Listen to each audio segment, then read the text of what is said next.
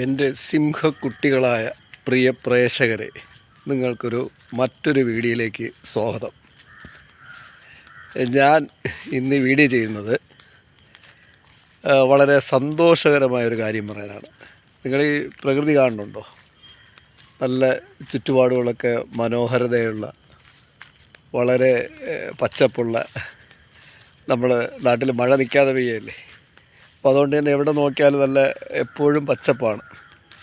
അപ്പോൾ ഈ പച്ചപ്പ് കാണിച്ചുകൊണ്ട് തന്നെ ഞാൻ വളരെ ഹാപ്പി ന്യൂസാണ് നിങ്ങളടുത്ത് പറയാതിരിക്കുന്നത്. കാരണം എന്ന് പറഞ്ഞു കഴിഞ്ഞാൽ അതൊരു വളരെ പോസിറ്റീവായ ഒരു നാളെ എൻ്റെ ജീവിതത്തിലും കൂടെ കടന്നു പോവുകയാണ്. കാരണം എന്ന് പറഞ്ഞാൽ നിങ്ങളുടെ ജീവിതത്തിൽ ഒരുപാട് റിസ്ക് എടുക്കുന്നവരായിരിക്കും ഈ കാണുന്ന എൻ്റെ സിംഹക്കുട്ടികളായ പ്രേക്ഷകരെല്ലാം. അപ്പോൾ അല്ലെങ്കിൽ സിംഹങ്ങളായ എൻ്റെ പ്രേക്ഷകരല്ല. കാരണം നിങ്ങൾ ഒരുപാട് റിസ്ക് എടുത്തിട്ടുണ്ടാവും. റിസ്ക് എടുത്ത് തന്നെയാണ് നിങ്ങളുമൊക്കെ ജീവിതം മുന്നോട്ട് കൊണ്ടുപോകുന്നത്, കെട്ടിപ്പടുക്കുന്നത്. ഇപ്പോൾ ഞാനും അങ്ങനെ പല കാര്യങ്ങൾക്ക് വേണ്ടി റിസ്ക് എടുത്ത് ഞാനും അങ്ങനെ തന്നെയാണ് ജീവിക്കുന്നത്. അപ്പോൾ നിങ്ങളിതാ ഇനി കാര്യത്തിലേക്ക് വരാമല്ലോ. നിങ്ങളിതാ കാണുന്ന ഈ ലൊക്കേഷൻ, ഇത് എൻ്റെ ഇപ്പോൾ ഞാൻ എൻ്റെ കീഴിലുള്ള, അതായത് എനിക്ക് വേണ്ടി ഞാൻ വാങ്ങിയ 21 സെൻറ്റ് വസ്തുവാണ്. 21 സെൻറ്റ് വസ്തു കെട്ടിടമാണ്. നിങ്ങൾക്കിത് നന്നായിട്ട് കാണാം. ഈ കെട്ടിടം നിങ്ങൾ നന്നായിട്ടൊന്ന് കാണും. ഇത് ഞാൻ ഷൂട്ട് ചെയ്യാം. കാരണം ഇതെന്താണെന്നുള്ളത് ഞാൻ എൻ്റെ പുറകെയുള്ള വീഡിയോയിലല്ല, ഇതിൽ തന്നെ പറയും. ഇത് നിങ്ങൾ നന്നായിട്ടൊന്ന് കാണും ആദ്യം. കാരണം ഇത് 2000 സ്ക്വയർ ഫീറ്റ് ബിൽഡിങ്ങാണ്. 2000 സ്ക്വയർ ഫീറ്റ് ബിൽഡിങ്. ഇവിടെ ഈ പൈപ്പ് ലൈൻ വിശദമായിട്ട് തന്നെ ഏതാണ്ടോ ഇവിടെയായിട്ട് 400 അടി ബോർ ചെയ്തിട്ടുണ്ട്. 400 അടിയാണ് വെള്ളം. 400 അടി ബോർ ചെയ്തിട്ടുണ്ട്. 350 അടി വെള്ളമുണ്ട്. ബിൽഡിങ്ങിൻ്റെ പശ്ചാത്തലമാണത്.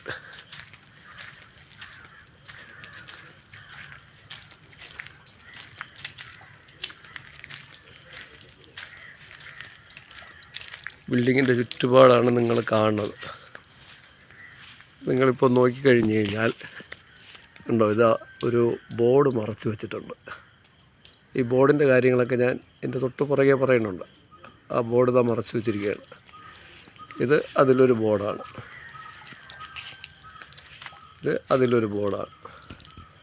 അപ്പോൾ ഈ ബിൽഡിങ്ങിൻ്റെ ചുറ്റും സൈഡൊക്കെ ഒന്ന് കണ്ടോളൂ.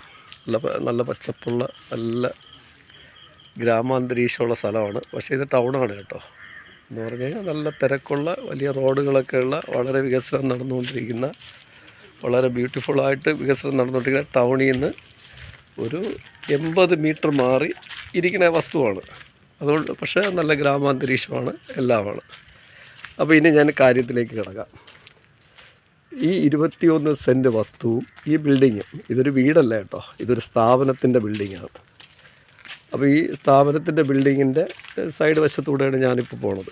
ഈ 21 സെൻറ്റ് വസ്തുവും ഈ ബിൽഡിങ്ങും നാളെ, അതായത് 28/11/24 ഉച്ചയ്ക്ക് 1 മണിക്ക് bank of India Balaramapuram branch മാനേജരും നമ്മുടെ വഞ്ചിയൂർ കോടതിയിൽ നിന്ന് സ്പെഷ്യൽ ജഡ്ജും കൂടെ വന്നിട്ട് നാളെ ഇത് ജപ്തി ചെയ്യുകയാണ്. സിംഹക്കുട്ടികളായ പ്രേക്ഷകർക്ക് മനസ്സിലാവണുണ്ടല്ലോ, നാളെ ഇത് ജപ്തി ചെയ്യുകയാണ്. നാളെ ഉച്ചയ്ക്ക് 1 മണിക്ക് ഞാനും എൻ്റെ കുടുംബവും ഈ വീട്ടിൽ നിന്ന് ഇറങ്ങണം. അപ്പോൾ അതിന് ഞാൻ സാവകാശം 1 മാസം കൂടെ ചോദിച്ചു. ബാങ്ക് അനുവദിച്ചില്ല. ഞാൻ ഇന്നിപ്പോൾ രാവിലെയും മെസ്സേജ് ഇട്ടു, ബാങ്ക് അത് അനുവദിച്ചിട്ടില്ല. അപ്പോൾ അതുകൊണ്ട് തന്നെ ഇനിയിപ്പോൾ സാവകാശമൊന്നുമില്ല. ബാങ്ക് ഇപ്പോൾ പറയുന്ന അനുസരിച്ചാണെങ്കിൽ സാവകാശം വേണമെങ്കിൽ ഞാൻ ഇന്ന് ഉച്ചയ്ക്ക്, അതായത് ഇന്ന് 27-ാം തീയതി, ഇന്ന് 2 മണിക്ക് മുമ്പ് 5 ലക്ഷം രൂപയെങ്കിലും ബാങ്കിൽ കൊണ്ടുപോയി അടയ്ക്കണം. അപ്പോൾ ബാങ്കിൽ കൊണ്ടുപോയി അടയ്ക്കാനൊക്കെ ഒരു ശ്രമമൊക്കെ ഞാൻ നടത്തി കേട്ടോ. നിങ്ങൾ മുകളിൽ കാണുന്നത് 400 അടി ബോറിൻ്റെ വെള്ളം പോകുന്നതാണ്. അതായത് അത്രയ്ക്ക് വെള്ളമാണ്. 1000-ന് 2 ടാങ്ക് വെച്ചിട്ടുണ്ട്. വിശദവിവരങ്ങൾ പുറകെ ഞാൻ പറയാം. അപ്പോൾ ഇന്ന് കൊണ്ടടയ്ക്കണം. അതായത് പരമാവധി സമയമായി, കാരണം എനിക്ക് 19 അവധിയാണ് ഈ ലോണിന് മുടക്കമുള്ളത്, അതായത് ലോണിന് മുടക്കമുള്ളത്. അതിൻ്റെ വിശദാംശം ഞാൻ പറയാം. പക്ഷേ ഇന്ന് അടയ്ക്കാൻ എനിക്ക് സാധിക്കില്ല. ഞാൻ പല വഴിക്ക് ശ്രമിച്ചു, നടക്കില്ല. ബിൽഡിംഗ് ഞാൻ വിൽക്കാൻ ശ്രമിച്ചു, പക്ഷേ എന്തോ കാരണം കൊണ്ട് അൺലക്ക് കൊണ്ട് സെറ്റായില്ല. അവരൊരു മാസം കൂടെ പറയുന്നു വാങ്ങുന്ന പാർട്ടി, പക്ഷേ അവരതിൽ ഫണ്ട് റൗണ്ടായില്ല. ബ്രോക്കർ മുഖാന്തരമാണ് ഇതൊക്കെ ചെയ്തത്, പക്ഷെ ഫണ്ട് റൗണ്ടായില്ല. അപ്പോൾ എനിക്ക് ബാങ്കിൽ കാശടയ്ക്കാൻ പറ്റിയിട്ടില്ല കേട്ടോ. അപ്പോൾ ഞാൻ ബാങ്കിൽ ഒരു മാസം, അടുത്ത മാസം ലാസ്റ്റ് വരെ സാവകാശം ചോദിച്ചു, തരാൻ പറ്റില്ല എന്ന് പറഞ്ഞു. പേപ്പർ വർക്കൊക്കെ വളരെ വേഗത്തിൽ നീങ്ങി. ഇന്ന് ഞാൻ രാവിലെ സാവകാശം ചോദിച്ചു, പറ്റില്ല എന്ന് തന്നെയാണ് ബാങ്ക് മാനേജർ റിപ്പോർട്ട് തന്നത്. ഞാൻ വാട്സപ്പ് വഴി മെസ്സേജ് ഇട്ട് ചോദിച്ചു, വിളിച്ച് ചോദിച്ചു, പല വഴിക്ക് ചോദിച്ചു. അപ്പോൾ എന്തായാലും നടക്കില്ല. അപ്പോൾ നടക്കില്ല എന്ന് ഉറപ്പ് പറഞ്ഞിരിക്കുകയാണ്. അപ്പോൾ അതുകൊണ്ട് നാളെ ഈ വീട് ജപ്തിയാകുകയാണ്. നാളെ ഉച്ചയ്ക്ക് 1 മണിക്ക് ജപ്തിയാകുകയാണ്. ഞാനും എൻ്റെ കുടുംബവും ഈ ബിൽഡിങ്ങിൽ നിന്ന് ഇറങ്ങണം. ബിൽഡിങ്ങിൽ നിന്ന് ഇറങ്ങണമെങ്കിലും ഇത് ഒരു സ്ഥാപനത്തിന് വേണ്ടി വെച്ച ബിൽഡിങ്ങാണ്. ഞങ്ങളിവിടെ മുകളിൽ താമസമുണ്ട് കേട്ടോ, താമസമുണ്ട്. അപ്പോൾ നാളെ ഇറങ്ങുകയാണ്. അപ്പോൾ മറ്റ് അവധികളൊന്നും കിട്ടാത്തത് കൊണ്ട് നാളെ ഇറങ്ങുകയാണ്. അപ്പോൾ ഇനി എൻ്റെ പ്രേക്ഷകർ അറിയേണ്ട ഒരു പ്രധാന വിഷയമുണ്ട്, നമ്മുടെ സിംഹക്കുട്ടികളായ പ്രേക്ഷകർ അറിയേണ്ടത്. ഈ 21 വീടും 21 സെൻറ്റ് വസ്തുവും ഈ ബിൽഡിങ് ഞാൻ എന്തിനു പണിതു, അതാണ് ഇതിനകത്തുള്ള വിഷയം. സാധാരണ കേൾക്കുന്ന നിങ്ങളെല്ലാവരും മനസ്സിൽ പറയും, ഇവന് വട്ടല്ലേ, അല്ലെങ്കിൽ ഇവനെന്താ തലയ്ക്ക് ലൂസുണ്ടോ, ലോൺ എടുത്തിട്ട്, അതായത് ബാങ്കിൽ പോയിട്ട് 21 ലക്ഷം രൂപ ലോൺ ഞാൻ എടുത്തിട്ടുണ്ട് കേട്ടോ, ബാങ്ക് ഓഫ് ഇന്ത്യ പാലക്കാട് ബ്രാഞ്ചിൽ നിന്ന് മാത്രം. എനിക്കിപ്പോൾ കടബാധ്യത എന്ന് പറയുന്നത് ഏകദേശം ഒരു 53 ലക്ഷം രൂപ അടുപ്പിച്ചിട്ടുണ്ട്. അതായത് ഞാൻ എടുത്ത പൈസയും പലരിൽ നിന്ന് കടം വാങ്ങിയ പൈസയും പിന്നെ വട്ടിക്കെടുത്തതും അതിൻ്റെ പലിശയും എല്ലാം ചേർത്ത് ഏകദേശം ഇപ്പോൾ ഒരു 53 to 55 ലക്ഷം രൂപ എനിക്കിപ്പോൾ കടമുണ്ട്. ഏകദേശമല്ല, 55 ലക്ഷം രൂപ കടമുണ്ട് കേട്ടോ. അത് ഓരോ ദിവസം കഴിയുന്തോറും വട്ടിക്കാരന് വട്ടിപ്പലിശയും എല്ലാം കൂടെ കൂടി വരും, മനസ്സിലായോ? അപ്പോൾ ഈ കടമുണ്ട്. അപ്പോൾ നിങ്ങൾ പ്രേക്ഷകർ വിചാരിക്കും ഇത്രയും തുക ഇവ എന്തിന് ഈ വീട് വയ്ക്കാൻ ആരെങ്കിലും ഇത്രയും തുക ലോൺ എടുക്കുമ്പോൾ, ബാങ്കിൽ നിന്ന് മാത്രം 21 ലക്ഷം രൂപ എടുക്കുന്നു. 2018 ഡിസംബറിൽ ഞാൻ ലോൺ എടുക്കുന്നു. പിന്നെ മറ്റ് പലരിൽ നിന്നും കൂടെ അന്നൊരു 10-12 ലക്ഷം രൂപയുടെ കടം വാങ്ങുന്നു. കടം വാങ്ങി ഞാൻ ഈ പ്ലോട്ട് വാങ്ങി ബിൽഡിംഗ് പൊക്കിക്കൊണ്ടിരിക്കുകയാണ്. അപ്പോൾ പ്രേക്ഷകർ വിചാരിക്കും ഇത്രയും തുക ഈ കടം വാങ്ങി വീട് വയ്ക്കാൻ ശ്രമിച്ചുവെന്ന്. പ്രിയ പ്രേക്ഷകരെ ഞാൻ അറിയിക്കുന്നത്, ഞാൻ പറയുന്നതാണ്, ഞാനിത് വീട് വയ്ക്കാൻ വാങ്ങിയതല്ല. ഈ ബിൽഡിങ് വീട് വയ്ക്കാനാണെങ്കിൽ ഞാനത് ചെയ്യില്ല. കാരണം ഞാൻ ഈ ബിൽഡിംഗ് വാങ്ങിയത് തന്നെ, ഈ വസ്തുവും ബിൽഡിംഗ് വയ്ക്കുന്നതും തന്നെ ഒരു വലിയ പ്രോജക്റ്റിൻ്റെ ഭാഗമായിട്ടാണ്. അതായത് നാട്ടിൽ ഒരു വലിയ പ്രോജക്റ്റ് ഉണ്ടാക്കുന്നതിൻ്റെ ഭാഗത്തിൻ്റെ ആരംഭമായിട്ടാണ് ഇത് ചെയ്തത്. ഇത് ചെയ്തതെന്ന് പറഞ്ഞു കഴിഞ്ഞാൽ നമ്മുടെ നാട്ടിൽ, എൻ്റെ നാട്ടിൽ തന്നെ അത് ചെയ്യണമെന്ന് ഞാൻ ആഗ്രഹിച്ചു. അല്ലെങ്കിൽ നമ്മുടെ കേരളത്തിൽ തന്നെ. ഇവിടെ നിങ്ങളുടെ കുട്ടികളെ അറിയായിരിക്കും, നിങ്ങളുടെ കുഞ്ഞുങ്ങൾക്ക് പ്രത്യേകം കഴിവുകളുണ്ട്. നമ്മുടെ സ്കൂളിലൊക്കെ എന്ന് പറയുമ്പോൾ എല്ലാ കുട്ടികളെയും IAS, IPS, IFS, bank manager, അല്ലെങ്കിൽ വലിയ ഗവൺമെൻറ് ജോലികൾ എല്ലാവരും, അതായത് എല്ലാവരെയും ഒരേ കാറ്റഗറിയിൽ പഠിപ്പിച്ച് പുറത്തിറക്കി എല്ലാവർക്കും IASകാരും IFSകാരും ഡോക്ടർമാരും ഒക്കെ ഇരിക്കുന്ന സ്ഥാപനങ്ങളാണ് നമ്മളെ സ്കൂളുകളെല്ലാം തന്നെ. അതായത് 2.5 ലക്ഷം കുട്ടികളെയും ഡോക്ടറാക്കാനും എഞ്ചിനീയറാക്കാനും IPSകാരനാക്കാനും IFSകാരനാക്കാനും പിന്നെ പറയണ്ടല്ലോ. ഇങ്ങനെ എല്ലാ മുന്തിയ കാര്യങ്ങൾക്ക് വേണ്ടി അതിനു വേണ്ടി മാത്രം 2.5 ലക്ഷം പേരും അങ്ങനെയാണല്ലോ ഇപ്പോൾ പഠിച്ചിറങ്ങിക്കൊണ്ടിരിക്കണേ കേരളത്തിൽ നിന്ന്. ആ രീതിയിലാണ് നമ്മുടെ വിദ്യാഭ്യാസം പോകുന്നത്. അപ്പോൾ ഞാൻ പ്ലാൻ ചെയ്തത്, എൻ്റെ മനസ്സിൽ വളരെയേറെ കൊച്ചിലെ, ഞാൻ വലിയ വിദ്യാഭ്യാസമൊന്നുള്ള ആളല്ലേ കേട്ടോ, വളരെ കൊച്ചിലെ മുതൽ എനിക്ക് ചിന്താഗതി വ്യത്യസ്തമായിരുന്നു. ഞാൻ വ്യത്യസ്തമായി ചിന്തിച്ചിരുന്നു. പഠിക്കാനൊക്കെ ഞാൻ മോശമായിരുന്നു. കാരണം വളരെ മോശമായിരുന്നു എന്നല്ല എന്നെ പറയണത്, വളരെ മോശമായിരുന്നു. കാരണം ആ സാഹചര്യങ്ങളൊക്കെ ഞാൻ പിന്നീട് എൻ്റെ പല എപ്പിസോഡുകളിൽ കൂടി എൻ്റെ ആത്മകഥ പറയുമ്പോൾ നിങ്ങൾക്ക് എൻ്റെ യൂട്യൂബ് ചാനൽ വഴി തീർച്ചയായിട്ടും കാണാൻ പറ്റും. അതായത് എൻ്റെ ആത്മകഥ ഞാൻ പൂർണ്ണമായിട്ട് നിങ്ങളുടെ മുമ്പ് ഷെയർ ചെയ്യും ഉടനെ എന്ന് പറഞ്ഞാൽ ഘട്ടഘട്ടമായിട്ട് വരും. അതൊരു 100 എപ്പിസോഡ് എന്തായാലും ഉണ്ടാവും, 10 മിനിറ്റുള്ള 100 എപ്പിസോഡ്. അതിൽ ഞാൻ വ്യക്തമായിട്ട് പറയുന്നത്. അപ്പോൾ അതിൽ അങ്ങനെ സംസാരിക്കും. ഇപ്പോൾ ഇത് എന്തിനു വേണ്ടി വാങ്ങി, അപ്പോൾ ഞാൻ ഇത് വാങ്ങുന്നത് ഒരു സ്ഥാപനം പണിയാനാണ്. അതായത് നിങ്ങളുടെ കുട്ടികൾ, അതായത് നമ്മുടെ കുട്ടികൾ 6 വയസ്സ് മുതൽ 14 വയസ്സ് വരെയാണ് ഇവരുടെ ഇവരുടെ ബ്രെയിൻ വളരണതും ബ്രെയിൻ വളരണതും അവരെ സ്കില്ല് പുറത്തു കൊണ്ടുവരുന്നത്. അതായത് എന്താണ് അവരുടെ സ്കില്ല് പുറത്തു കൊണ്ടുവരുന്നത്? ഈ സ്കില്ല്, അതായത് അവരെ IQ വളരണത്, അവർക്ക് നിങ്ങളുടെ കുട്ടിക്ക് ക്രിക്കറ്റ് കളിക്കാൻ കഴിവുണ്ടോ, ഫുട്ബോൾ കളിക്കാൻ കഴിവുണ്ടോ, നിങ്ങളുടെ കുട്ടിക്ക് ബാസ്ക്കറ്റ് ബോൾ കളിക്കാൻ കഴിവുണ്ടോ, നിങ്ങളുടെ കുട്ടി നന്നായിട്ട് പാടുമോ, നിങ്ങളുടെ കുട്ടി നന്നായിട്ട് ഡാൻസ് ചെയ്യുമോ, അങ്ങനെ നിങ്ങളുടെ കുട്ടി നല്ലൊരു സയൻറ്റിസ്റ്റാണോ, ഭാവിയിലോട്ട് വരാൻ പോകുന്ന ഒരു സയൻറ്റിസ്റ്റാണോ, അല്ല നിങ്ങളുടെ കുട്ടി വല്ലാതെ പഠിച്ച് ഭയങ്കര ബ്രെയിനായിട്ട് പഠിച്ചിട്ട് നിങ്ങളുടെ കുട്ടി പേപ്പർ വർക്ക് മാത്രം ചെയ്തിട്ട് ജോലി വാങ്ങാൻ കഴിവുള്ള ആളാണോ, അല്ലെങ്കിൽ ഒരു IAS കാരനാവാനാണോ, IPS കാരനാണോ? ഇനി ഇതൊന്നുമല്ല, കുട്ടി ഹെവി ലെവലുള്ള ഒരു അഗ്രികൾച്ചർ ആളാവാൻ സാധ്യതയുണ്ടോ? ഇങ്ങനെ കുട്ടികൾ വ്യത്യസ്തമായ കഴിവുള്ളവരാണ്. അതായത് എല്ലാവരും ഒരേ റൂട്ടിൽ പഠിക്കാതെ കുട്ടികളെല്ലാം നിങ്ങളുടെ ക്ലാസ്സിൽ നിങ്ങൾ നോക്കിയത് 1-2 കുട്ടികളെ ഉണ്ടാവുള്ളൂ ഈ വളരെ ഹെവി IQ ഉള്ളത്, ഭയങ്കര രീതിയിൽ പഠിക്കുന്നത്. ബാക്കിയുള്ള കുട്ടികളെല്ലാം ആവറേജും ഒരു മിഡിലും ആയിരിക്കും. പക്ഷേ കുട്ടികളെല്ലാം വ്യത്യസ്ത കഴിവുള്ളവരായിരിക്കും. പക്ഷേ നമ്മൾ ഈ വ്യത്യസ്ത കഴിവുള്ള കുട്ടികളെല്ലാം പഠിപ്പിക്കുന്നത് എന്തിനാണ്? ഒരേ റൂട്ടിലാണ്. അതായത് ആ 2 കുട്ടികളുടെ അതേ റൂട്ടിലാണ് ക്ലാസ്സിൽ 50 കുട്ടികളുണ്ടെങ്കിൽ ബാക്കി 48 കുട്ടിയെ അധ്യാപകരോ സ്കൂളോ പഠിപ്പിക്കുന്നത്. ഒരു ക്ലാസ്സിലെ കാര്യമാണ്. ഒരു ക്ലാസ്സിൽ 50 കുട്ടിയുണ്ടെങ്കിൽ 2 കുട്ടിയോ 4 കുട്ടിയോ വളരെയേറെ IQ ഉള്ള, ഇവരെന്ത് പഠിപ്പിച്ചാലും 12 സബ്ജക്റ്റ് ഉണ്ടെങ്കിൽ 12 സബ്ജക്റ്റിൽ 90 മാർക്ക് വാങ്ങണവരായിരിക്കും. ഇതേ 2 കുട്ടിയെ ബേസ് ചെയ്താണ് 48 കുട്ടിയും പഠിപ്പിക്കുന്നത്. പക്ഷെ ഞാൻ അതിനെ നമ്മുടെ കൊച്ചിലെ, അതായത് നിങ്ങൾ ആലോചിച്ച് നോക്കും, 48 കുട്ടി അങ്ങനെ പഠിച്ച് ഇറങ്ങുമ്പോൾ നിങ്ങൾ തോന്നുന്നുണ്ട് ഈ 2 കുട്ടി നാളെ എവിടെയെങ്കിലും വല്ല ജോലിയും വാങ്ങി വലിയ പോസ്റ്റിലെത്തും. ബാക്കി 48 കുട്ടികളിൽ കുറേ വേറെ എന്തെങ്കിലും തൊഴിലെത്തും. ബാക്കി 40 കുട്ടികൾ, 8 കുട്ടികൾ വേറെ എന്തെങ്കിലും കൂടെ എത്തും. 40 കുട്ടികളും പഠിച്ചതുമായിട്ട് ഒരു ബന്ധമില്ലാത്ത മേഖലയിലാണ് തൊഴിലെടുക്കുന്നത്. അവരാഗ്രഹിച്ച മേഖലയിലും ഇഷ്ടപ്പെട്ട മേഖലയിലും എത്താറില്ല. പക്ഷേ ഞാൻ ഈ ബിൽഡിംഗ് വയ്ക്കുന്നതും ഈ 21 സെൻറ്റ് ലോണെടുത്ത് വാങ്ങുന്നതും വീട് വയ്ക്കാനായിരുന്നില്ല. സ്കില്ലായ കുട്ടികളുടെ ഒരു ഡെവലപ്മെൻറ്റ് സെൻ്റർ ഉണ്ടാക്കുക. അത് എങ്ങനെയെന്ന് വെച്ചാൽ നിങ്ങളുടെ കുട്ടിക്ക് 6 വയസ്സ് മുതൽ 14 വയസ്സ് വരെയാണ് ഇതെല്ലാം ഡെവലപ്പ് ആവുന്നത്. അപ്പോൾ സ്കൂളുകളിൽ എന്തായാലും എല്ലാ സ്കൂളുകളും കേരളത്തിലുള്ള 90%, 99% സ്കൂളുകളും കുട്ടികളെ കോഴിക്കോട് പോലുള്ള ഒരു സ്ഥലത്തിരുത്തി പഠിപ്പിച്ച് പുറത്തിറക്കുകയാണ് ചെയ്യുന്നത്. അതായത് ജോലിക്ക് വേണ്ടി മാത്രം പഠിപ്പിക്കുന്നത്. അതായത് അടിമയായി ജീവിക്കുക. നമ്മളെ കുട്ടികൾ എവിടെയെങ്കിലും പോയി ഒരു ജോലി വാങ്ങുക, എന്നിട്ട് അവൻ്റെ ഇഷ്ടങ്ങളും അവൻ്റെ സ്വപ്നങ്ങളും അവൻ്റെ ചിന്തകളും അവൻ്റെ IQ ലെവലും എല്ലാം മുകളിലോട്ട് പോണതിന് പകരം ഒരിടത്ത് സ്റ്റെബിലിറ്റി ആയിട്ട് നിർത്തിയിട്ട് ആരുടെയെങ്കിലും കീഴിൽ ജോലി വാങ്ങി പഠിപ്പിക്കുക എന്നുള്ള രീതിയിലാണ് നമ്മളെ വിദ്യാഭ്യാസ സമ്പ്രദായം പോകുന്നത്.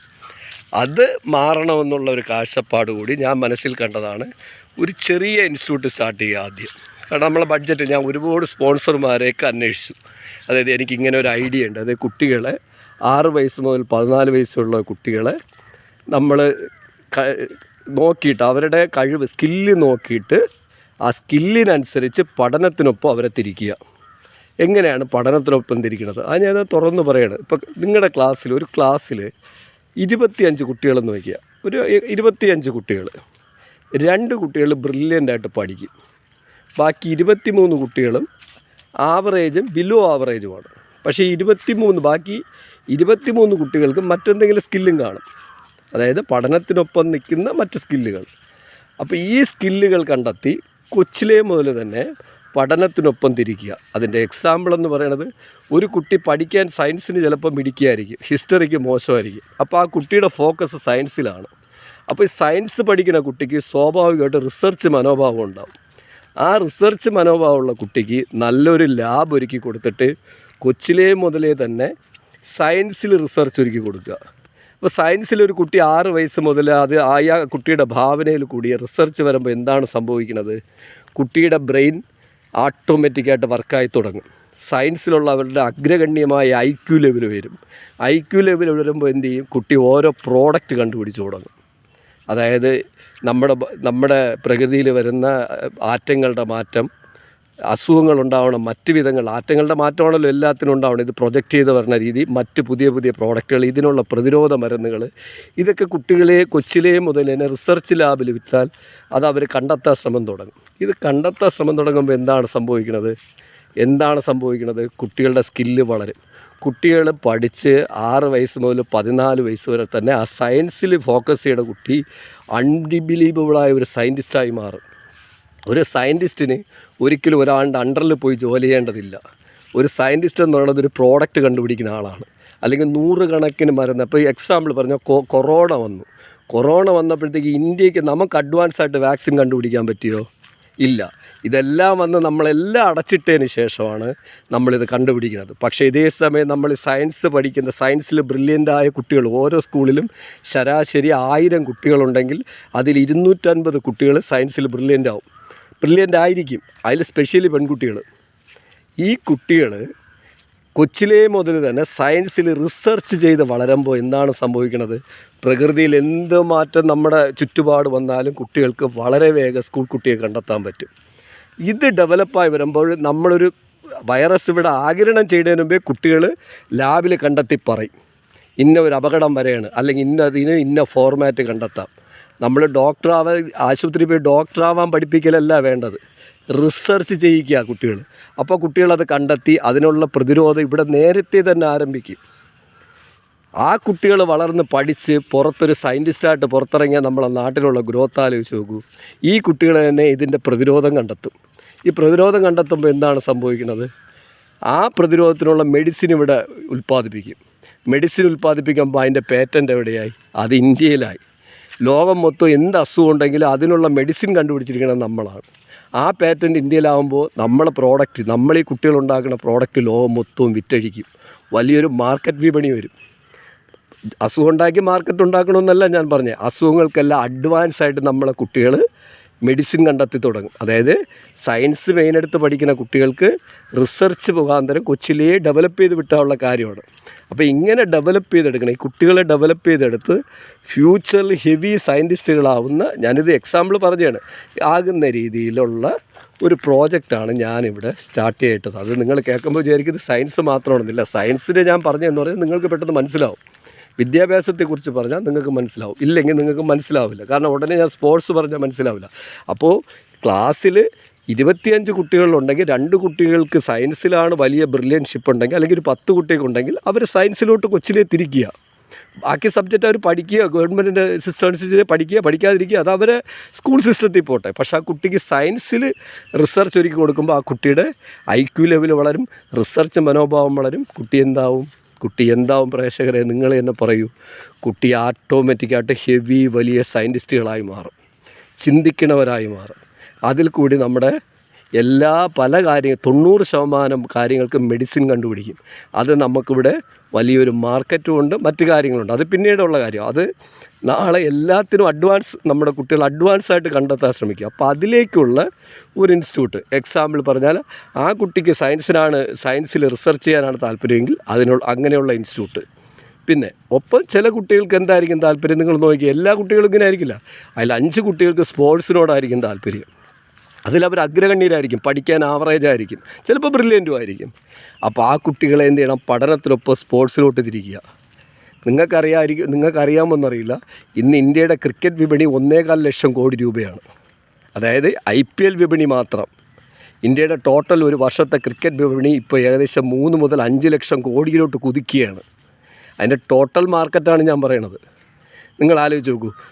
സാധാരണ ഒരു കുട്ടി പഠിച്ച് എവിടെയെങ്കിലും ഒരു ജോലി, ഒരു കോഹ്ലി ആവേണ്ട കുട്ടിയോ, ഒരു സച്ചിൻ ടെണ്ടുൽക്കർ ആവേണ്ട കുട്ടിയോ, ഒരു രോഹിത് ശർമ്മ ആവേണ്ട കുട്ടിയോ, അല്ലെങ്കിൽ ഒരു ജയ്സ്വാൾ ആവേണ്ട കുട്ടിയോ, അല്ലെങ്കിൽ നിങ്ങൾ ഒരു മുംബ്ര ആവേണ്ട കുട്ടിയോ, ഇവരുടെയൊക്കെ വരുമാനം നിങ്ങൾ ആലോചിച്ച് നോക്കണം. ഈ കുട്ടിയെ നിങ്ങൾ സ്കൂളിലിരുത്തി പഠിപ്പിച്ച് എവിടെയെങ്കിലും ഒരു LD ക്ലാർക്കായിട്ടോ, അല്ലെങ്കിൽ ഒരു സെക്രട്ടേറിയറ്റ് അസിസ്റ്റൻ്റായിട്ടോ, അല്ലെങ്കിൽ ഒരു SI ആയിട്ടോ, അല്ലെങ്കിൽ ഒരു സർക്കിളായിട്ടോ ഇരുത്തും. നാളൊരു കാലത്ത് ഒരു വർഷം 100 കോടി രൂപ സമ്പാദിക്കേണ്ടവ എവിടെയും പോയി ആരുടെ കീഴിൽ ഇഷ്ടപ്പെടാത്ത പണിയെടുത്ത് 1 ലക്ഷമോ 1.5 ലക്ഷം രൂപ വരെ ശമ്പളത്തിരുന്ന് അവൻ്റെ ഫ്യൂച്ചർ കളയാണ്. നിങ്ങൾ തന്നെ ആലോചിച്ച് നോക്കും. അപ്പോൾ ആ കുട്ടികളെ കൊച്ചിലെ അവരെ പഠനത്തിനൊപ്പം ആ മേഖലയിൽ തിരിച്ചു വിട്ട് കഴിഞ്ഞാൽ നിങ്ങളുടെ സ്കൂളിൽ 1000 പിള്ളേരുണ്ടെങ്കിൽ അതിൽ 1-2 കുട്ടി 100 കോടിയോ 500 കോടിയോ രൂപ വരുമാനം ഉണ്ടാവുന്ന ഒരു സ്പോർട്സ് താരമായി മാറേണ്ട കുട്ടിയാണ്. അവൻ ഒരു LD ക്ലാർക്കായിട്ടിരുന്നോ, ഒരു സാധാരണ ജോലിയിലിരുന്നോ നശിക്കും. അപ്പോൾ അങ്ങനെയുള്ള കുട്ടികളെ ആ വഴിക്ക് തിരിക്കുക. പിന്നെ നിങ്ങൾ ആലോചിച്ച് നോക്കൂ, സിനിമാ വിപണി ലോകം മൊത്തം തെളിഞ്ഞ് കിടക്കണതാണ്. സിനിമാ വിപണി അറിയാമല്ലോ. ഇന്ന് ഇന്ത്യയുടെ സിനിമാ വിപണി നിങ്ങൾക്ക് തന്നെ പ്രെഡിക്റ്റ് ചെയ്യാൻ പറ്റാത്തതിനപ്പുറം വളർന്നുകൊണ്ടിരിക്കുകയാണ്. ഓരോ സിനിമകളും 1000 മുതൽ 2000 കോടി വരെ കളക്ട് ചെയ്യണം. പിന്നെ പടങ്ങൾ പലതും പ്രൊഡക്ഷൻ വല്ലാതെ ഉയരുന്നുണ്ട്. അതായത് ശരാശരി ഇന്ത്യയിൽ ഇപ്പോൾ 500 മുതൽ 1000 സിനിമ ഒരു വർഷം ഉൽപ്പാദിപ്പിക്കുന്നു. 1000 സിനിമയ്ക്ക് നിങ്ങൾ ശരാശരി ബഡ്ജറ്റ് ഒരു 10 കോടി ഇട്ട് നോക്കൂ, 10,000 കോടി രൂപയായി. അതായത് എൻ്റെ ബഡ്ജറ്റ് മാത്രം. അതിൻ്റെ ലോക മാർക്കറ്റ് എന്ന് പറയുന്നത് 1.5 ലക്ഷം മുതൽ 2 ലക്ഷം കോടിയാണ്. ഈ മേഖലയിൽ പ്രഗത്ഭരായി ജോലി ചെയ്യേണ്ട കുട്ടികളായിരിക്കും നമ്മുടെ സ്കൂളിലുള്ള കുറേ കുട്ടികൾ. അവർ ബെസ്റ്റ് ആക്ടേഴ്സ് ആയിരിക്കും, ബെസ്റ്റ് പ്രൊഡക്ഷൻ ചെയ്യാനുള്ളവരാണ്, ബെസ്റ്റ് ഡയറക്ടർ ആയിരിക്കും നാളെ. വല്ലാത്തൊരു മാർക്കറ്റിംഗ് സ്ട്രാറ്റജി ഉള്ള, വല്ലാത്ത കഴിവുള്ള ഫിലിം മേഖലയിൽ കുട്ടികളായിരിക്കും. ഈ കുട്ടികളെ എന്ത് ചെയ്യുന്നു? നമ്മളവിടെ ഇരുത്തി പഠിപ്പിച്ചിട്ട് എന്തെങ്കിലും ചെറിയ തൊഴിൽ വാങ്ങിച്ച് എവിടെയെങ്കിലും ഇരുത്തുന്നു. ഇവരെല്ലാവരും എന്ത് ചെയ്യുന്നു? ഈ ചെറിയ തൊഴിൽ വാങ്ങിച്ച് കല്യാണം കഴിയുന്നു, 2 പിള്ളേരെ ഉണ്ടാക്കണം, ഒരു കാറെടുത്തിടുന്നു, 2 വീട് വയ്ക്കുന്നു, ഇവിടുത്തെ സാധാരണക്കാരനായിട്ട് മരിക്കുന്നു. ഇത് ഒഴിവാക്കാൻ കരുതി ബ്രില്യൻ്റായ കുട്ടികളെ കണ്ടെത്തി. അതായത് എല്ലാ കുട്ടികളിലും ബ്രില്യൻ്റ് ഉണ്ടെന്നാണ് ഞാൻ പറയുന്നത്. ആ കുട്ടികളെ വേർതിരിച്ച് മാറ്റി പഠനത്തിനൊപ്പം ഒരു പ്രത്യേക അവർക്ക് അഡീഷണൽ ട്രെയിനിങ് കൊടുക്കുന്ന ഒരു ഇൻസ്റ്റിറ്റ്യൂട്ടാണ് ഞാൻ പ്ലാൻ ചെയ്തത്. അത് സ്പോർട്സിലായാലും ആർട്സിലായാലും സയൻസ് ആയാലും ഹിസ്റ്ററി ആയാലും എന്തും, അത് ഇന്നതൊന്നുമില്ല. അതിനൊരു ഇൻസ്റ്റിറ്റ്യൂട്ട് കുട്ടികൾക്ക് കൊച്ചിലേ സ്റ്റാർട്ട് ചെയ്ത് അവർക്ക് കൊടുത്തു കഴിഞ്ഞാൽ 14 വയസ്സിനകത്ത് അവരെന്തെങ്കിലും ഒരു ലെവലിലോട്ട് അവർ മാറും. ഒരു സയൻസ് ചെയ്യുന്ന കുട്ടി 14 വയസ്സിനകത്ത്, അല്ലെങ്കിൽ പോട്ടെ അവളൊരു 16 വയസ്സിനകത്ത്, അല്ലെങ്കിൽ അവർ 16 വയസ്സിനകത്ത് ഒരു പ്രോഡക്റ്റ് കണ്ടുപിടിച്ചാൽ, അല്ലെങ്കിൽ റിസർച്ച് ചെയ്തൊരു വൈറസ് കണ്ടുപിടിച്ചിട്ട് അതിൻ്റെ പ്രതിരോധ മരുന്ന് കണ്ടുപിടിച്ചാൽ അതിൻ്റെ പേറ്റൻ്റ് ആ കുട്ടിയുടെ പേരിലാവും. പേരിലാവണതോടുകൂടി ആ മെഡിസിന് ഐഡൻറ്റിഫിക്കേഷൻ വന്നു കഴിഞ്ഞാൽ നിങ്ങൾ മനസ്സിലാക്കേണ്ട ഒരു കാര്യമാണ്, അത് വേൾഡ് മാർക്കറ്റിലോട്ട് ആ രോഗത്തിനുള്ള മരുന്ന് ഇവിടെ പ്രൊഡ്യൂസ് ചെയ്യും. അത് ഫാക്ടറികളുണ്ടാക്കും. ഫാക്ടറികളുണ്ടാക്കുന്ന എല്ലാം പേറ്റൻ്റ് കുട്ടിയുടെ പേരിലാണ്. ഇത് ലോകത്ത് എത്ര വിൽക്കുമോ അതിൻ്റെ 80% തുക നമ്മളെ നാട്ടിൽ വന്നിറങ്ങും. നമ്മളെ നാട്ടിൽ വന്നിറങ്ങുമ്പോൾ അതിൻ്റെ GST തന്നെ 28% സർക്കാരിന് കിട്ടും. ഈ ലോകത്തുനിന്ന് മരുന്ന് നമ്മൾ വാങ്ങുന്നതിന് വരെ നമ്മൾ കൊടുത്തുകൊണ്ട്, അഡ്വാൻസായിട്ട് നമ്മളെ കുട്ടികൾ മിടുക്കരായതുകൊണ്ട് കൊടുത്തുകൊണ്ട്, നമ്മുടെ ഈ സയൻറ്റിസ്റ്റായ കുട്ടികളുടെ അക്കൗണ്ടിലോട്ട് $1 മില്യൺ വന്ന് വീഴും. $1 മില്യൺ. അതായത് ഈ ചെറിയ പ്രായത്തിൽ തന്നെ. അപ്പോൾ ഇത്തരം ഒരു ആശയത്തോടുകൂടി ഞാൻ, ഇത്തരം ആശയത്തിന് വേണ്ടി, ഇങ്ങനെ ഒരു ആശയമുള്ള മനുഷ്യരാണ് ഞാൻ. കാരണം എനിക്ക് എൻ്റെ പ്രായത്തിൽ എൻ്റെ ചിന്തകൾക്കനുസരിച്ചല്ല അധ്യാപകരെ പഠിപ്പിച്ചിരുന്നത്. അധ്യാപകരെന്തെങ്കിലും കുറേ പുസ്തകത്തിലുള്ള പഠിപ്പിക്കാറേ ഇല്ല. ഒരു 10% എനിക്ക് എൻ്റെ ഓർമ്മയിലാണെങ്കിൽ 50,000 മുതൽ 1.25 ലക്ഷം രൂപ 1.5 ലക്ഷം രൂപ ശമ്പളം വാങ്ങുന്ന അധ്യാപകരാണ് നമ്മൾ ഗവൺമെൻറ് അധ്യാപകർ അധികവും. പ്രൈവറ്റ് അധ്യാപകരും മോശമില്ലാത്ത ശമ്പളം കുറവാണിപ്പോൾ. ശരി പോട്ടെ, അതൊരു പ്രൈവറ്റ് സ്ഥാപനം ഫീസ് കൊടുത്ത് പഠിപ്പിക്കണം. ഈ അധ്യാപകർ എൻ്റെ അറിവിലാണെങ്കിൽ 100-ൽ 90 ക്ലാസ്സിൽ വന്ന് കുട്ടികളുടെ അടുത്ത് ആത്മാർത്ഥമായിട്ട് പഠിപ്പിക്കുകയോ അതിൻ്റെ ഒരു ഉത്തരവാദിത്ത ജോലിയിൽ കാണിക്കുകയോ ചെയ്യണം ഞാൻ കണ്ടിട്ടില്ല. ശരി പോട്ടെ, ഞാൻ പഠിക്കാത്ത ഒരാളായതുകൊണ്ട് പോട്ടെ, പഠിക്കുന്ന കുട്ടികളും പ്രത്യേക സ്കില്ലുള്ള കുട്ടികളും നമ്മളെ ക്ലാസ്സിലുണ്ടായിരുന്നല്ലോ. ആരെയൊക്കെ ഇവർ തിരിച്ചുവിട്ട്? അവരുടെ ചിന്ത എവിടെ ഉയർന്ന്? ഈ പഠിപ്പിച്ച ഏതെങ്കിലും എത്ര അധ്യാപകരുടെ കുട്ടികൾ പിന്നെ സ്പീൽബർഗിനെ പോലെ ഒരു ഡയറക്ടറോ, അല്ലെങ്കിൽ പിന്നെ നമ്മളെ ടെസ്ലയെ പോലെ ലോകവിപണി കീഴടക്കുന്ന ഒരാളോ, അല്ലെങ്കിൽ നമ്മളെ പഴയ ടെസ്റ്റിലെ കറണ്ടിൻ്റെ ലോകവിപണി കണ്ടെത്തിയ ആളെ പോലെ ഒരാൾ എത്ര പേര് ഉൽപ്പാദിപ്പിച്ചിരിക്കണവർ, അല്ലെങ്കിൽ എത്ര ആയിരക്കണക്കിന് സയൻറ്റിസ്റ്റുകൾ ഇവർ ഉണ്ടാക്കി വിട്ട് നമ്മളിപ്പോഴും സ്വന്തം റിസ്കിൽ പഠിച്ച് വളർന്ന പിള്ളേരാണ് എന്തെങ്കിലും ഇങ്ങനെ ആവണത്. അപ്പോൾ ഇങ്ങനെ എന്നാൽ എല്ലാ അധ്യാപകരല്ല കേട്ടോ, ഒരു 5-8% അധ്യാപകർ നല്ല റെസ്പോൺസ് ഉള്ളവരുണ്ട്, ഇന്നും ഉണ്ട് അന്നും ഉണ്ട്. പക്ഷെ അവരെ കൊണ്ട് ഇതൊന്നും മാറ്റാൻ പറ്റില്ലല്ലോ. അപ്പോൾ ഇതൊന്നും ഞാൻ അവർ കുറ്റം പറയണില്ല. അത് അന്നത്തെ സാഹചര്യം ഇന്നത്തെ സാഹചര്യം അവരെന്തോ ചെയ്തുകൊണ്ട് പോട്ടെ. പക്ഷേ ഞാൻ എന്താണ് ശ്രമിച്ചതെന്ന് പറഞ്ഞാൽ, ഇങ്ങനെയുള്ള കുട്ടികളെ സ്കൂളുകളിലോട്ട് സംസാരിച്ച് കണ്ടെത്തി അവർക്കൊരു സ്ഥലം വേണം ഡെവലപ്പായി പോകാൻ. അങ്ങനെ ഒരു സ്ഥാപനം പണിയാൻ വേണ്ടി ഞാൻ ശ്രമിച്ചതാണ് ഈ 21 സെൻറ്റ് വസ്തു. അതിനു വേണ്ടിയാണ് ഞാൻ ലോൺ എടുത്തത്. ഞാൻ വീട് വയ്ക്കാൻ ലോൺ എടുക്കില്ല. ആ സ്ഥലമാണ് കോവിഡ് സിറ്റുവേഷൻ വരികയും, എനിക്ക് പ്രൈവറ്റ് കമ്പനിയിൽ ജോലിയായിരുന്നു. ഞാൻ ആ ജോലി വച്ചിട്ടാണ് പിന്നെ എൻ്റെ ജോലിയുടെ സെക്യൂരിറ്റിയുടെ ലെവൽ കണ്ടിട്ടാണ് ഞാൻ ബാങ്ക് എനിക്ക് 21 ലക്ഷം രൂപ ലോൺ തന്നത്. 21 ലക്ഷം രൂപ ചെറിയ വരുമാനമുള്ളവർക്ക് തരില്ലല്ലോ. പക്ഷേ കോവിഡ് സിറ്റുവേഷൻ വന്നപ്പോഴത്തേക്കും ജോലി പൂർണ്ണമായിട്ടും പോയി. എനിക്ക് പിന്നെ വായ്പ തിരിച്ചടക്കാൻ പറ്റാതെ വന്നു. ഞാൻ ആദ്യം കുറച്ച് പലിശയ്ക്കൊക്കെ എടുത്തൊക്കെ അടച്ചു. പിന്നെ ജോലിക്ക് ശ്രമിച്ചു, 1-2 കയറി. സിറ്റുവേഷനിൽ കമ്പനിയിലൊന്നും സെയിൽസോ കാര്യങ്ങളില്ലാത്തതുകൊണ്ട് കമ്പനി നമ്മളെ പിരിച്ചുവിട്ടു. വീണ്ടും സിറ്റുവേഷൻ മോശമായി, എനിക്ക് ലോൺ അടയ്ക്കാൻ പറ്റാതെയായി. ഇപ്പോൾ ഇത് റിക്കവറി ആവണം. ഇത് റിക്കവറി ആവണതിൻ്റെ പ്രധാന കാര്യം, ഞാനാരെയും കുറ്റം പറയണില്ല. പക്ഷേ നമുക്കൊരു സാവകാശമൊന്നും ബാങ്ക് 18 മാസം തന്നു കേട്ടോ. ഇപ്പോൾ 18 അവധി മുടക്കമുണ്ട്, ഇല്ലെന്ന് ബാങ്കിനെ കുറ്റപ്പെടുത്തുന്നില്ല. കാരണം അതൊരു ഫിനാൻഷ്യൽ സ്ഥാപനമാണ്, അവർക്ക് പൈസ കൊടുത്താൽ തിരിച്ചു പിടിച്ചേ പറ്റൂ. അതുകൊണ്ട് ബാങ്കിന് ഒരിക്കലും കുറ്റപ്പെടുത്താൻ പറ്റില്ല. പക്ഷേ നമുക്കൊരു സാവകാശമോ ഒന്നും ചോദിച്ചാൽ ഇപ്പോൾ കിട്ടുന്നില്ല, ഗവൺമെൻറ് ഭാഗത്തുനിന്നും ഒന്നും കിട്ടുന്നില്ല. അപ്പം ഞാനൊരു വലിയ സംരംഭത്തിന് വേണ്ടി എടുത്തതാണത്. അതായത് എനിക്ക് വേണ്ടിയോ എൻ്റെ കുട്ടിക്ക് വേണ്ടിയോ എൻ്റെ കുടുംബത്തിന് വേണ്ടി ഞാൻ ചെയ്തതല്ല. ഇത് ഇന്ത്യ മൊത്തവും ആദ്യം കേരളം മൊത്തം വ്യാപിപ്പിക്കുക ഈ ബ്രാഞ്ച്, പിന്നെ ഇന്ത്യ മൊത്തം വ്യാപിപ്പിക്കുക. അങ്ങനെ ലക്ഷക്കണക്കിന് കുട്ടികൾ ഇതിൻ്റെ അണ്ടറിൽ സ്കില്ല് ഡെവലപ്പ് ചെയ്ത് പുറത്തിറങ്ങുക, പിന്നെ വേൾഡ് മൊത്തം ആക്കി ആ വരുമാനം ഇന്ത്യയിലോട്ട് കൊണ്ടുവരിക എന്നൊരു കാഴ്ചപ്പാടിലാണ് ഞാൻ എൻ്റെ ഈ വർക്കിലോട്ട് ഇറങ്ങി തിരിച്ചത്. ആലോചിച്ച് നോക്കൂ, കൊച്ചിലെ ഒന്നുമില്ലാതിരുന്ന ഞാനാണ് സ്വന്തം റിസ്ക് എടുത്ത് സ്വന്തമായിട്ട് ജോലി ചെയ്തുണ്ടാക്കണ പൈസ എല്ലാം കൂട്ടി വെച്ച് ചിട്ടിയും പിടിച്ച് മറ്റ് കാര്യങ്ങളും പിടിച്ച് ഈ ഒരു ഇൻസ്റ്റിറ്റ്യൂട്ടിന് വേണ്ടി ശ്രമിച്ചത്. ഈ ഇൻസ്റ്റിറ്റ്യൂട്ടിന് വേണ്ടി ശ്രമിച്ചാൽ എനിക്കിപ്പോൾ പറ്റി നിൽക്കുന്ന അടിയാണ്. അതായത് ഇപ്പോൾ ഞാൻ എൻ്റെ ആദ്യം വാങ്ങിച്ച വീടും ജപ്തിയിലാണ്, ഇതും ജപ്തിയിലാണ്, പുറത്ത് മൊത്തം കടമാണ്. ഞാനിത് വിൽക്കാൻ ശ്രമിച്ചപ്പോഴത്തേക്കും ഒരു കാരണവശാലും വില കിട്ടുന്നില്ല. ഇനി ആരെങ്കിലും വന്ന് ചെറിയ വില പറഞ്ഞ് അവർക്ക് കൊടുക്കാമെന്ന് വെച്ചപ്പോൾ നാട്ടുകാരുടെ പറച്ചിൽ കൊണ്ടോ എന്തോ, അതൊക്കെ വേറെ കാര്യങ്ങൾ, അങ്ങനെ പല കാരണങ്ങൾ കൊണ്ടോ ഇവർ പിന്മാറിപ്പോകുന്നുണ്ട്. ഇപ്പോൾ എനിക്കിത് കച്ചവടം ചെയ്യാനും പറ്റിയില്ല, വിറ്റിട്ട് പിടിച്ച് നിന്നിട്ട് പിന്നീട് ഒരു ഇൻസ്റ്റിറ്റ്യൂട്ട് ഓപ്പൺ ചെയ്യാനും പറ്റിയിട്ടില്ല. ഇപ്പോൾ ഇത് ജപ്തിയിലാണ്. ബാങ്കിൻ്റെ അടുത്ത് 1 മാസം സാവകാശം ചോദിച്ചിട്ടും കിട്ടുന്നില്ല. ഞാൻ പ്രേക്ഷകരുടെ മുമ്പിൽ എന്ത് പറയുന്നു എന്ന് വെച്ചാൽ, പക്ഷേ ഇതെനിക്ക് ഹാപ്പിയാണ്. കാരണം എൻ്റെ കയ്യിൽ പാരമ്പര്യ സ്വത്തില്ല, മറ്റാരെയും ഒന്നുമില്ല. ഞാൻ അധ്വാനിച്ച് ഒരു ഫ്യൂച്ചറോട്ട് കണ്ട് ഇന്ത്യക്കകത്ത് തന്നെ ഇത് ചെയ്യണം. എൻ്റെ നാട്ടിൽ തന്നെ എൻ്റെ പ്രോജക്റ്റ് വരണം, എൻ്റെ നാട്ടിൽ കൂടി ഇത് ലോകത്ത് പോകണം. കാരണം എല്ലാ പ്രോജക്റ്റും എവിടെ ചെയ്യുന്നു അവിടെയാണ് എൻ്റെ പേറ്റൻറ്റ്, അവിടെയാണ് എൻ്റെ ഇതെല്ലാം ഉള്ളത്. അത് കുട്ടികൾക്ക് ഉപകാരപ്രദമായി അടുത്ത ഒരു 10-20 തലമുറ ഇങ്ങനെ നമ്മൾ ഹെവി ലെവലിൽ പഠിച്ചിറങ്ങി ഹെവി ലെവൽ റിസർച്ചായിട്ട് വന്നിട്ട്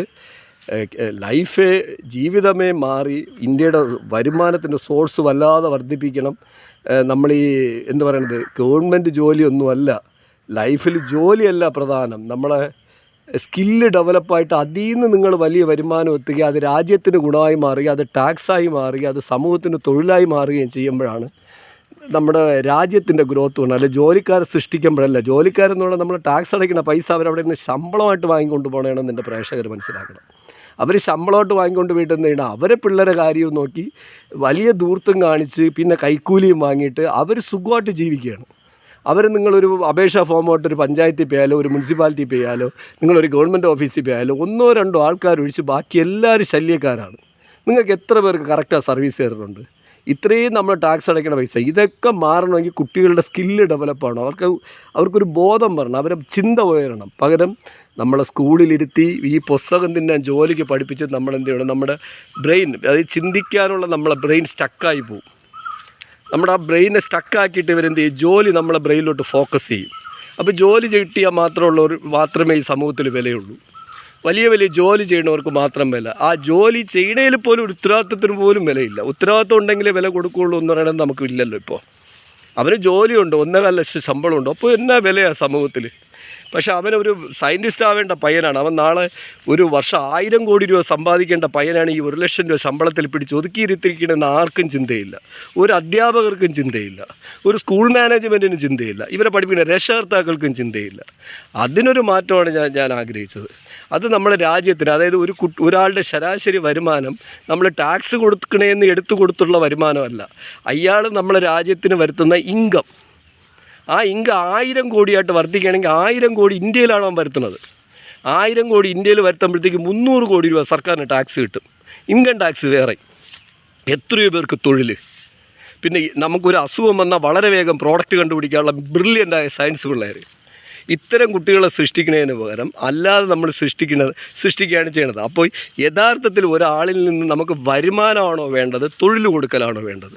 ഒരു ഗവൺമെൻറ് എംപ്ലോയി ഇരുന്നിട്ട് നമുക്ക് ചെയ്തു തരണം എന്താണ്? അതുപോലെ നമ്മൾ ടാക്സ് കൊടുത്തിട്ട് നമ്മളെ തന്നെ കൊല്ലാനാണോ പഠിപ്പിക്കുന്നത്?